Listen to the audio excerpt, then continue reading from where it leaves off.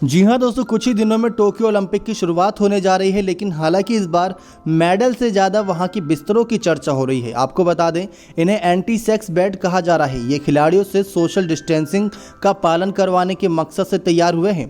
बता दें कि पहले हमेशा ओलंपिक खेलों के अलावा खुले यौन संबंधों के लिए भी चर्चा में रहता आया था, लेकिन इस बार कोरोना संक्रमण के खतरे से बचने के लिए आयोजकों ने नई पहल कर डाली। दरअसल दोस्तों, ओलंपिक के दौरान सबसे पहले 80 के दशक में जमकर यौन प्रक्रिया करने की बात सामने आई थी, यानी कि सेक्स होने की बात सामने आई थी। तब यौन रोगों से सुरक्षा के लिए खिलाड़ियों में कंडोम का वितरण भी हुआ था। इसके बाद से हर बार ओलंपिक में ये चर्चा भी रहने लगी। इस बार आयोजकों ने कितने लाख कंडोम बांटे हैं, ये कुछ कहना मुश्किल है। पिछली बार साल 2016 में रियो ओलंपिक के दौरान आयोजकों देश ब्राज़ील ने लगभग 90 लाख कंडोम बंटवाए थे। 90 लाख। अनुमान लगाना मुश्किल नहीं कि खेलों के दौरान खिलाड़ियों और आम लोगों के बीच एक दूसरे के ज़्यादा करीब आते हैं। ये बात अब तक तो ठीक थी, लेकिन इस बार आयोजक नहीं चाहते कि ऐसा कुछ भी हो। यही कारण है कि खिलाड़ियों के लिए एंटी सेक्स बेड तैयार हुए हैं। जी हाँ दोस्तों, ये कार्डबोर्ड के बने हुए हैं जो औसत से ज़्यादा वजन नहीं सह सकते। अगर 2 लोग इस पर रहे तो बेड टूट जाएगा। बेड तैयार करने वाली कंपनी एयरवीव का दावा है कि उसने ये बेड पर्यावरण सुरक्षा को ध्यान में रखते हुए बनाए हैं। हालांकि बेड का हल्का होना ये साफ कर रहा है कि इसका मकसद केवल पर्यावरण ही नहीं। कंपनी ने लगभग 18,000 ऐसे बेड तैयार करवाए हैं जो ओलंपिक के दौरान खिलाड़ियों और टीम को दिए जाएंगे। आपको ये भी बता दें कि खेलों के खत्म होने के बाद ये बिस्तर कबाड़ नहीं बनेंगे, बल्कि इन्हें कारखानों में भेजकर पेपर में बदल दिया जाएगा। इसके अलावा गद्दों से प्लास्टिक के उत्पाद तैयार होंगे। आपको बता दें कि इंडियन एक्सप्रेस में छपी रिपोर्ट के मुताबिक हर बिस्तर पर लगभग 200 किलो वजन उठा सकने की क्षमता है, बशर्ते उस पर एकाएक वजन ना पड़े या फिर ज़्यादा हलचल ना हो। वैसे तो इस फर्नीचर की बात महामारी के इतनी तबाही मचाने से पहले भी हुई थी, लेकिन अब कोरोना अपने पीक पर है। ऐसे में ओलंपिक में इनका इस्तेमाल सोशल डिस्टेंसिंग को बढ़ावा देने के लिए इस्तेमाल हो सकता है। इसे ही लगातार एंटी सेक्स बेड कहा जा रहा है। उम्मीद करते हैं कि आपके क्लियर हो गया होगा कि क्या कुछ खास है।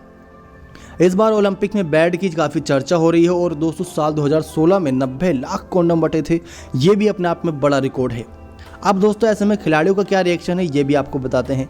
पतले और कम वजन सह सकने वाले इस बिस्तरों को लेकर खिलाड़ी खास खुश नहीं लग रहे, क्योंकि सोशल मीडिया पर ऐसी प्रतिक्रिया दिख रही है। कई खिलाड़ियों ने ट्वीट करके ये सवाल उठाया कि अगर बेड टूट जाए तो क्या उन्हें ज़मीन पर सोना होगा। इसके अलावा कुछ खिलाड़ियों का कहना है कि अब पतले बिस्तर पर रात को सोने के कारण वे सुबह ताज़ा दम नहीं हो सकेंगे, जिसका सीधा असर उनके खेल पर होगा। ऐसे में दोस्तों, बेड को लेकर सवाल तो खड़े हुए हैं, लेकिन अब दूसरी तरफ इसके बाद भी खिलाड़ी रिस्क ले सकते हैं, क्योंकि खेल कमेटी ने कुछ नए नियम तय किए हैं और सोशल डिस्टेंसिंग के नियम टूट सकते हैं। ये भी बात सामने आई। इसे ही ध्यान में रखते हुए इंटरनेशनल ओलंपिक कमेटी यानी कि IOC ने तय किया है कि जो खिलाड़ी सोशल डिस्टेंसिंग का पालन ना कर सके उन्हें खेल से हटा दिया जाएगा और घर भेज दिया जाएगा। बड़ा तगड़ा फैसला है दोस्तों। ऐसे में दोस्तों, जापान ने कंडोम बनाने वाली 4 कंपनियों से करार किया है जो आयोजकों को 1,60,000 कंडोम दिलवाएगी, लेकिन ये खिलाड़ियों को पहले नहीं बल्कि खेल खत्म होने और ओलंपिक गांव छोड़ते हुए दिया जाएगा। रॉयटर्स ने इस बात का जिक्र किया है। लगभग 100 पोडियम होंगे जो वेस्ट मटेरियल से तैयार हो रहे हैं, क्योंकि दोस्तों, बेड की बात हो गई, बिस्तरों की, अब पोडियम की भी बात कर लें कि क्या वो इको फ्रेंडली है कि नहीं। तो वेस्ट मटेरियल से पोडियम तैयार हो रहे हैं। इसकी तैयारी साल 2020 से ही शुरू हो चुकी थी। तब जापान ने अपने यहाँ 2000 से ज़्यादा सुपरमार्केट से संपर्क किया था और वहाँ से प्लास्टिक वेस्ट जमा किया। इसके अलावा समुद्र की सफाई के दौरान मिला प्लास्टिक वेस्ट भी पोडियम बनाने में काम आ रहा है। अब मेडल की बात कर ले दोस्तों, पर्यावरण के लिहाज से उसे ही बनाया गया है।